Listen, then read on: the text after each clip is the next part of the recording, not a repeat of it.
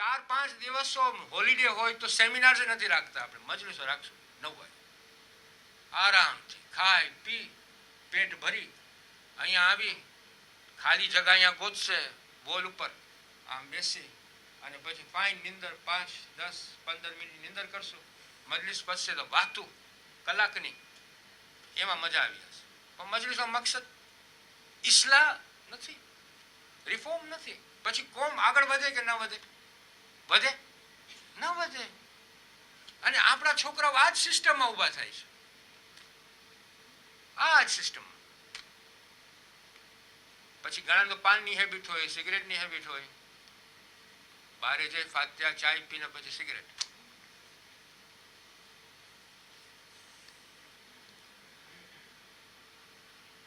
અહીંયા નેરેટિવમાં આપણે સ્ટુડન્ટને ઓબ્જેક્ટિવ બનાવ્યા છે. આપણું ઓબ્જેક્ટિવ એ કે આપણે સ્ટુડન્ટને ખાલી ઇન્ફોર્મેશન આપી દે એટલે આપણું કામ પતી ગયું.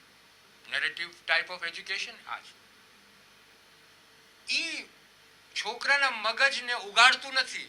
આ ટાઈપ ઓફ એજ્યુકેશન એ છોકરાના મગજને ખાલી બેસાડે જ છે, સ્ટેટિક, ડાયનામિક નહીં. ડાયનામિઝમ નથી હોતું, સ્ટેટિક. સ્ટેટિક સમજો છો ને, ઊભું રહે. અને એને વિચારણા સાવ ઓછી થઈ જાય. આમાં એ બીજા જ વિચારમાં હોય. આજે મને ફૂટબોલ જોવું છે, આ ફૂટબોલની ગેમ છે, એ મદ્રેસામાં આવશે પણ એની થિંકિંગ ત્યાં હશે. ખાલી એના મા બાપ કહે છે કે મદ્રેસા જાય એટલે આવે છે. અને ટીચર ડોમિનેટ કરતું હોય, આખી ક્લાસ ટીચર ડોમિનેટ કરતું. આ આપણી છે. પણ આપણને એડપ્ટ કરવું પડશે કોગ્નિટિવ ટાઈપ ઓફ એજ્યુકેશન. એમાં આપણે જ્યારે એને વાર્તા કરીએ, એવી વાર્તા કરે કે એમાં અમુક મુશ્કેલીઓ હોય કે એની થિંકિંગને આપણે જગાડીએ, પોઝર નાખીએ, સવાલો નાખીએ એમાં. તો એમાં શું થશે કે પોતાની એની થિંકિંગ એ પોતે શરૂ કરશે થિંક કરવા માટે. પછી વચમાં તમે ઊભા રહીને એને સવાલ કરો કે તને લાગે છે જવાબ આમાં શું હશે? તો એટલીસ્ટ એ વિચાર તો કરશે તમારી સાથે. ને તમે પાસે જવાબ ન હો તો તમે એને કહો કે હાલ આપણે સાથે જવાબ એનો શોધ કરીએ. ક્રિટિકલ થિંકિંગ હું આ વિષયના પછી આપણે બતાવી નાખશું ને એના પછી. અને આ જે કોગ્નિટિવ થિંકિંગ છે, કોગ્નિટિવ વે ઓફ, એમાં તમે એ લોકોના મગજને ઉગાડો છો, એની શક્તિઓ બહારે કાઢો છો. શક્તિઓ ત્યાં રાખતા નથી પણ બહાર. એનો મતલબ છે એનો માયના છે એજ્યુકેશન. એજ્યુકેશનનો મતલબ કે તમે એની શક્તિઓ બહારે કાઢો. ક્રિએટિવિટી એ ક્રિએટ કરે થિંગ્સ. અને પછી પોતે તસ્કિયા લઈ આવે, ટ્રાન્સફોર્મ થાય પોતે. કારણ કે એની થિંકિંગ જ્યારે એવી રીતના કરશો, વિચારણા સારી થશે તો પોતે પોતાને લિબરેટ કરશે, પોતે ટ્રાન્સફોર્મ થશે. જ્યારે એ એવી રીતના ટ્રાન્સફોર્મ થાય કે મને નમાઝની વેલ્યુ ખબર પડી, મને દાનની વેલ્યુ ખબર પડી, તો એ પોતે જ વેલ્યુ આપવા કબૂલ થઈ જશે, પોતે જ નમાઝ પડવા કબૂલ થશે. એને લાકડીની જરૂર નહીં પડે એ છોકરાને. આ એક રીત છે ભણાવવાની, તમારા ઉપર છે. તમને જો લાગતું હોય તો તમે આ રીત એડપ્ટ કરો, ન લાગતું હોય તો તમે ચાહો તો માનો, ચાહો તો ન માનો. બસ ઇન્શાલ્લાહ આપણે નેક્સ્ટ ક્રિટિકલ થિંકિંગ પર.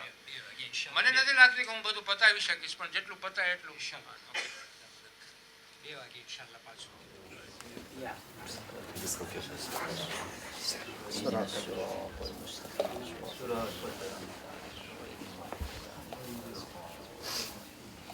اللهم صل على محمد وآل محمد. بسم الله الرحمن الرحيم. إن الله وملائكته يصلون على النبي يا أيها الذين آمنوا صلوا عليه وسلموا تسليما.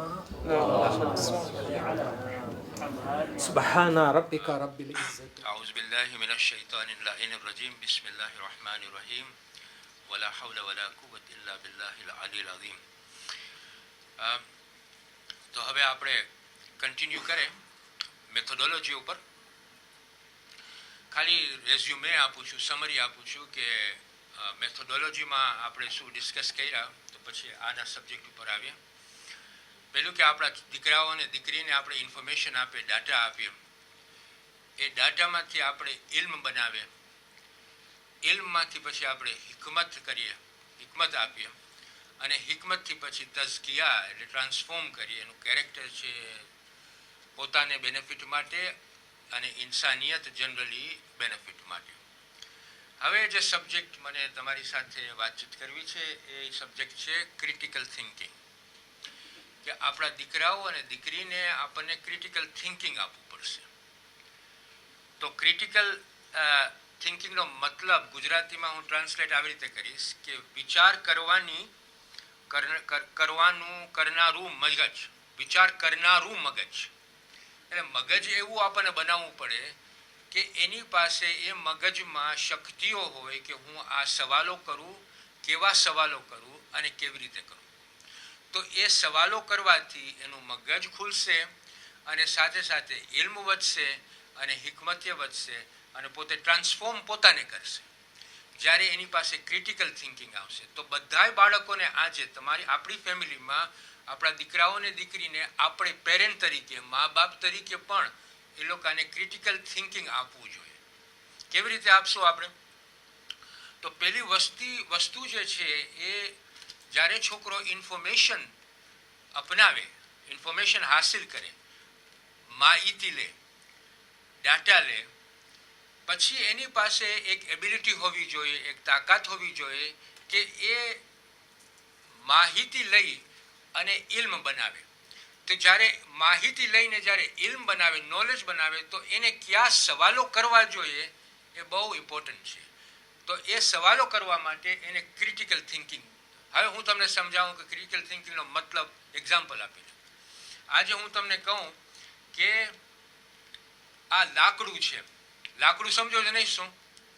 ઓકે, આ લાકડું છે. જ્યારે આપણા દીકરાઓ અને દીકરી પાસે ક્રિટિકલ થિંકિંગ હશે તો એ પોતે આ લાકડાને ઝાડ સુધી લઈ જશે. સમજ પડી? કે આ લાકડું આવ્યું ક્યાંથી? ઝાડથી.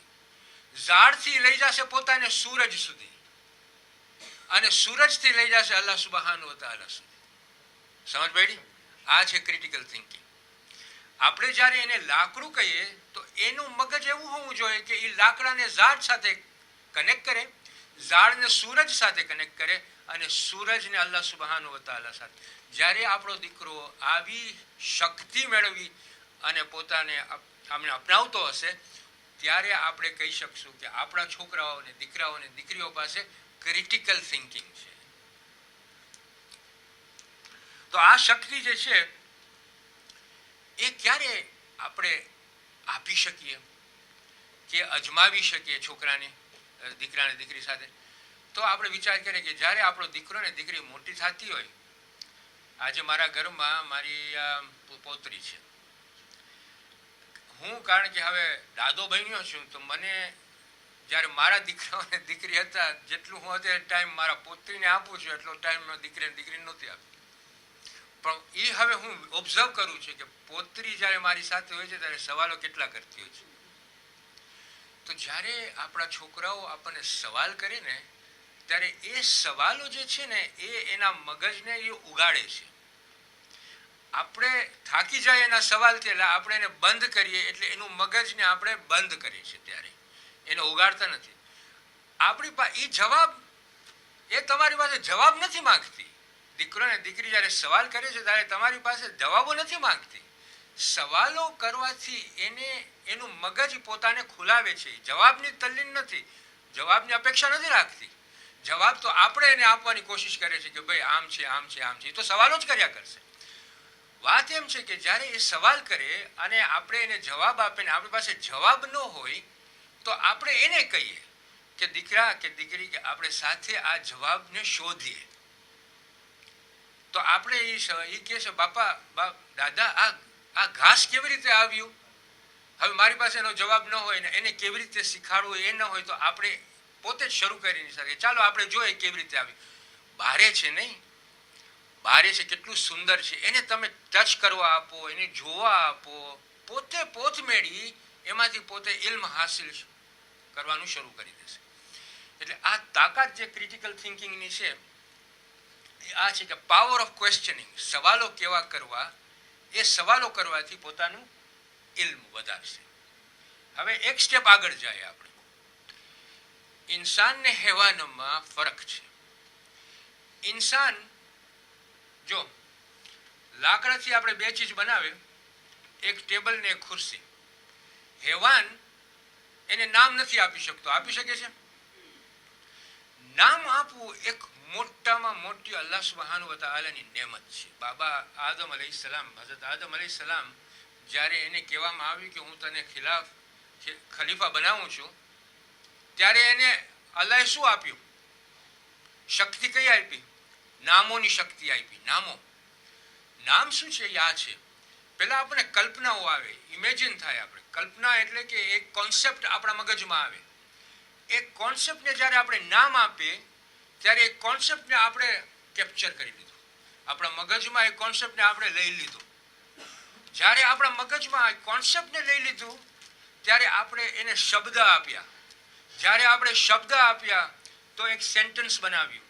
જ્યારે એક સેન્ટેન્સ બનાવ્યું તો ભાષા થઈ, ને ભાષાથી આપણે આપણી તરક્કી કર્યા. તો ભાષા કેટલી ઇમ્પોર્ટન્ટ છે. આજે આપણે મૂંગા બેસીને કાંઈ કરી શકે? આજે હું તમને આ સેમિનાર ભાષાથી આપું છું, નામોથી આપું છું, કોન્સેપ્ટથી આપું છું. આ ક્યારે થઈ શકે? જ્યારે આપણે બે ચીજને જુદાઈ કરી શક્યા ઓર જુદાઈ આપી શકીએ. લાકડાથી બે ચીજ બનેલી હોય, એક ટેબલ ને એક ખુરશી, જ્યારે આપણે એને જુદા પાડીએ છીએ ત્યારે આપણે ઇલ્મ બનાવીએ છીએ કે આ ટેબલ છે ને આ ખુરશી છે, આનું કામ આ છે, આનું કામ આ છે. રેશનલ, મંતિક, લોજિક પછીથી આ બધું આવે. એનાથી આપણે પોતાને પછી ટ્રાન્સફોર્મ કરીએ, તઝકિયા આપે. જોયું લેંગ્વેજ? તો ક્રિટિકલ થિંકિંગમાં નામ આપવું બહુ જરૂરી છે. જ્યારે આપણને કોઈ પણ કલ્પનાઓ થાય, કોઈ પણ કોન્સેપ્ટ આવે, કોઈ પણ મગજમાં એવા કાંઈ વિચારો આવે તો આપણે હંમેશા એને નામ આપી દેશું એટલે આપણે એના ઉપર કાબુ લઈ લીધા. જ્યાં સુધી નામ નહીં આપે ત્યાં સુધી આપણે કોઈની સાથે વાતચીત કરશું તો એને સમજાવી નહીં શકીએ કે હું શું વિચાર કરું છું. આજે હું જ્યારે વિચાર કરીને એને સમજાવું કે આ મારા વિચાર છે, આને મેં આ નામ આપ્યું છે અને આ નામથી હવે આપણે ભાષાથી સમજી શકશું, તો આ એક તરક્કી ઇન્સાનિયતમાં આવશે. તો ક્રિટિકલ થિંકિંગમાં 3 ચીજની જરૂર છે. પહેલી કે જ્યારે ડાટા આવી જાય તો ડાટાથી આપણને ઇલ્મ બનાવવું પડે. કેવી રીતે? કે એના ડાટામાંથી આપણે નકશો ગોતીએ. મેં સમજાવ્યું આપણે નકશો કેવી રીતે ગોતીએ છીએ. પેટર્ન, ડાટામાં પેટર્ન હોય. એ પેટર્ન જ્યારે આપણને મળી જાય ત્યારે આપણે ઇલ્મ મળ્યું કહેવાય. આ જે તરક્કી છે ને વેસ્ટમાં બહુ ઊંચા માઇલની તરક્કી છે. સમજાવું તમને.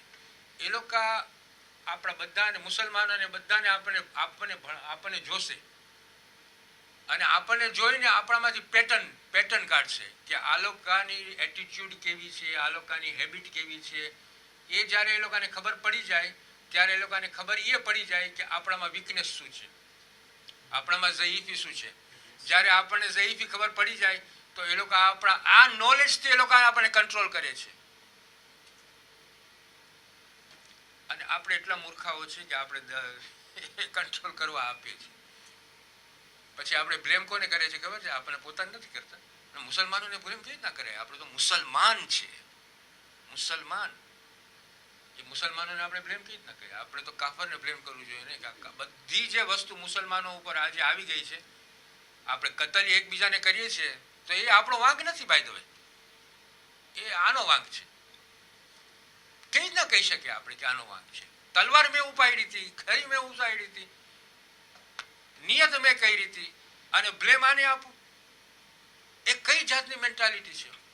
ના આવી જોઈએ મેન્ટાલિટી. આ કામ આ લોકો બહુ સરસ રીતે કરે છે. એ લોકો પાસે આ તરક્કી છે, ક્રિટિકલ થિંકિંગ છે એ લોકો પાસે. આપણા છોકરાઓ પાસે આ થિંકિંગ હોવી જોઈએ કે જ્યારે ડાટા મળે તો એમાંથી પેટર્ન ગોતે, નકશો બનાવે, નકશો ગોતે. એ નકશામાંથી ઇલ્મ હાસિલ કરે, એ ઇલ્મને અમલમાં મૂકે, અમલમાંથી મૂકીને હિકમત મેળવે અને હિકમત પછી તસ્કિયા કરે. પણ જ્યારે એકવાર નકશો મળી જાય પછી નકશામાંથી એને જ્યારે ઇલ્મ બનાવવું હોય ત્યારે એની પાસે ક્રિટિકલ થિંકિંગ હોવી જોઈએ, પાવર ઓફ ક્વેશ્ચનિંગ, કે સવાલો કરવાની પાસે શક્તિ હોવી જોઈએ, સારી શક્તિ હોવી જોઈએ. અને જ્યારે એ મળી જશે ત્યારે એને જે મગજમાં કોન્સેપ્ટ બિલ્ડ થશે, આનાથી જે મગજમાં ખ્યાલો આવશે આઈડિયાઝ આવશે એને એ નામ આપતો જશે, અને જેમ નામ આપતો જશે એમ એનું ઇલ્મ વધતું જશે. પછી તો અલ્લાહ એને શક્તિઓ આપી છે, મંતિકની, લોજિકની, આ બધી અલ્લાહની શક્તિઓ છે, આપણને આપી છે. એ આપણને યુઝ કરી શા માટે? કારણ કે અલ્લાહ પોતે જ કહે છે તમે આ બધું હાસિલ કરી અને તમે તમારા પોતાને સુધારો, તમે તમારા પોતાને ઉગાડો, તમે તમારા પોતાને પ્રગતિ કરો, ઇન્સાનિયતની પ્રગતિ કરો. આજે દુનિયામાં આટલું ઇલ્મ આપણને અલ્લાહે આપ્યું હોય, આટલું ગાઈડન્સ આપણને આપ્યું હોય, અને કુરાનમાં એ પણ હોય કે આપણી પાસે જે ઇસ્લામ છે એ ઇસ્લામ એવું ઇસ્લામ છે, ડાયનામિક ઇસ્લામ છે કે આજે આપણે ઇન્સાનિયત ઉપર, આપણે ઇન્સાનિયતને લીડ કરી શકે છે, લીડરશિપ આપી શકે છે, બુનિયાદી લીડરશિપ આપી શકે છે. પણ આજે આપણે હજી સુધી પછવાડે છે, હજી સુધી પછવાડે છે. કારણ કે જે ઇસ્લામ આપણને સમજવું જોઈએ એ ઇસ્લામ આપણે સમજ્યા નથી. જેવું ઇસ્લામ આપણને અહલલ બૈતે આપ્યું હતું એવું ઇસ્લામ આપણે એ અહલલ બૈતનું ઇસ્લામ આપણે સમજ્યા નથી. દુઃખની વાત છે. આપણે વાતચીત કરશું હમણાં ઇન્શાઅલ્લાહ.